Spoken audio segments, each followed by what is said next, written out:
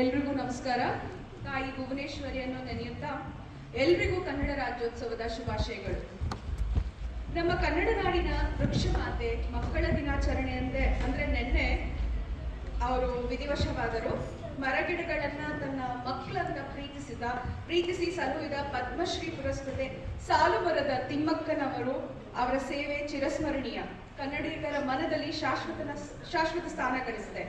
ಅವರಿಗೆ ನಮ್ಮ ಸಂಘದ ಪರವಾಗಿ ನನ್ನ ಪರವಾಗಿ ತುಂಬ ಹೃದಯದ ನಮನಗಳನ್ನು ಸಲ್ಲಿಸುತ್ತಾ ಕಾರ್ಯಕ್ರಮವನ್ನು ಪ್ರಾರಂಭಿಸುತ್ತಿದ್ದೇನೆ. ಎದೆ ಬಗೆದರೆ ಇರಲಿ ಕನ್ನಡ, ಹೃದಯ ಬಡಿದರೆ ಬರಲಿ ಕನ್ನಡ, ಗರ್ವದಿಂದ ಹೇಳಿ ನನ್ನ ಭಾಷೆ ಕನ್ನಡ, ಹೆಮ್ಮೆಯಿಂದ ಹೇಳಿ ನಾನು ಕನ್ನಡಿಗ ಎಂದು. ಇಂದು ನಾವು ಶ್ರೀಗಂಧದ ಬೀಡು, ಶಿಲ್ಪಕಲೆಯ ತವರೂರು, ಸಂಸ್ಕೃತಿಯ ನೆಲೆಬೀಡು, ಅಚ್ಚ ಹಸುರಿನ ಸುಂದರ ಬೆಟ್ಟಗಳ ಪವಿತ್ರ ನದಿಗಳ ನಾಡು, ಕರುನಾಡು ಎಂದು ಕರೆಯಲ್ಪಡುವ ಕರ್ನಾಟಕದ ಕನ್ನಡ ರಾಜ್ಯೋತ್ಸವವನ್ನು ಬಹಳ ಸಡಗರ, ಸಂಭ್ರಮ ಹಾಗೂ ಹೆಮ್ಮೆಯಿಂದ ಆಚರಿಸ್ತಾ ಇದ್ದೇವೆ. ಕನ್ನಡ ನುಡಿ ಸುಮಾರು 2000 ವರ್ಷಗಳ ಇತಿಹಾಸವನ್ನ ಹೊಂದಿದೆ.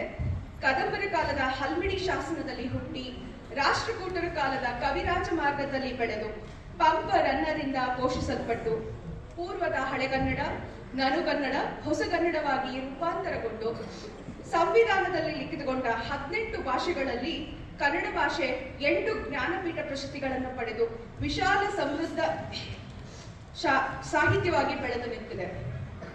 ರಾಷ್ಟ್ರಕವಿ ಕುವೆಂಪು, ವರಕವಿ ದಾರಾ ಬೇಂದ್ರೆ ಅವರು, ಕಡಲ ತೀರದ ಭಾರ್ಗವ ಶಿವರಾಮ್ ಕಾರಂತರು, ಕನ್ನಡದ ಆಸ್ತಿ ಮಾಸ್ತಿ ವೆಂಕಟೇಶ್ ಅಯ್ಯಂಗಾರ್ ಅವರು, ಭಾರತ ಸಿಂಧು ರಶ್ಮಿಯ ವಿಕ್ರು ಗೋಕಾಕ್ ಅವರು, ನಾಟಕಕಾರರಾದಂಥ ಗಿರೀಶ್ ಕಾರ್ನಾಡರು, ಸಾಹಿತ್ಯದ ಅನಂತಮೂರ್ತಿ ಹಾಗೂ ಚಂದ್ರಶೇಖರ ಕಂಬಾರರಿಂದ ಕನ್ನಡದ ನುಡಿ ಪ್ರಜ್ವಲಿಸಿದೆ. ಈ ಮಣ್ಣಿನಲ್ಲಿ ಪ್ರೀತಿ ಇದೆ, ತ್ಯಾಗ ಇದೆ, ಪರೋಪಕಾರದ ಗುಣವಿದೆ, ಧೈರ್ಯವಿದೆ, ಶೌರ್ಯವಿದೆ, ಕರುಣೆ ಇದೆ.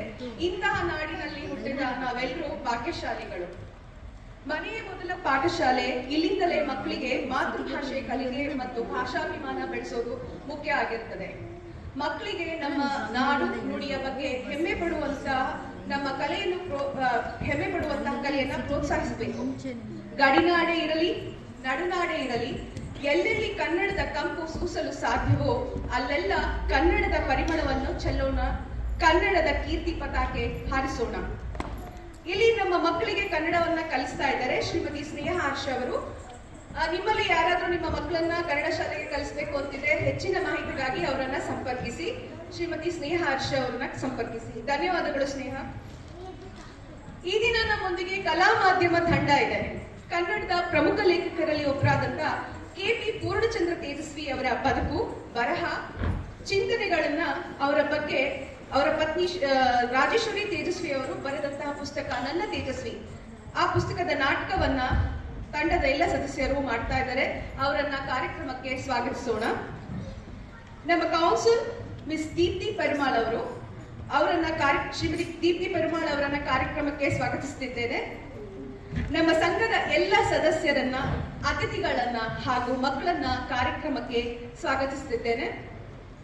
ಈ ಕಾರ್ಯಕ್ರಮವನ್ನ ಪ್ರಾಯೋಜನೆ ಮಾಡಿದವರು ನ್ಯೂ ಅಂಡ್ ಟೆಕ್ಸ್ಟೈಲ್ಸ್ ನ ಶ್ರೀ ಮೊಹಮ್ಮದ್ ನೂರ್ ಹಾಗೂ ಶ್ರೀಮತಿ ಕಮಲಾ ಲತಾ ಅವರು. ಶಾಲೆಯಲ್ಲಿದ್ದಾರೆ ಇವರು ನನ್ನ ಸ್ನೇಹಿತರು. ಇವರು ನಮ್ಮ ಸಂಘಕ್ಕೆ ಭಾಷಾಭಿಮಾನ ಮತ್ತೆ ಕಲೆ ಸಂಸ್ಕೃತಿಯನ್ನ ಬೆಳೆಸಬೇಕು ಅಂತ ಕಳೆದ ವರ್ಷ ಯುಗಾದಿ ರಾಜ್ಯೋತ್ಸವ ಹಾಗೂ ಈ ವರ್ಷದ ರಾಜ್ಯೋತ್ಸವಕ್ಕೆ ಪ್ರಾಯೋಜಕರಾಗಿದ್ದಾರೆ. ಇವರು ನಮ್ಮ ಕಾರ್ಯಕ್ರಮ ಯಶಸ್ವಿಯಾಗಕ್ಕೆ ಕಾರಣ ಅವರ ಧನ ಸಹಾಯ ಅಂತ ಹೇಳ್ಬೇಕು. ಕಾರಣಾಂತರಗಳಿಂದ ಅವ್ರು ಬಂದಿಲ್ಲ ಇಲ್ಲಿ. ಅವರಿಗೆ ಧನ್ಯವಾದಗಳು.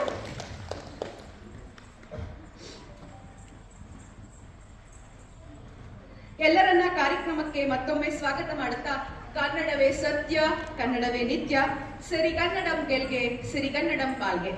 ಜೈ ಭುವನೇಶ್ವರಿ, ಜೈ ಕರ್ನಾಟಕ. ಧನ್ಯವಾದಗಳು.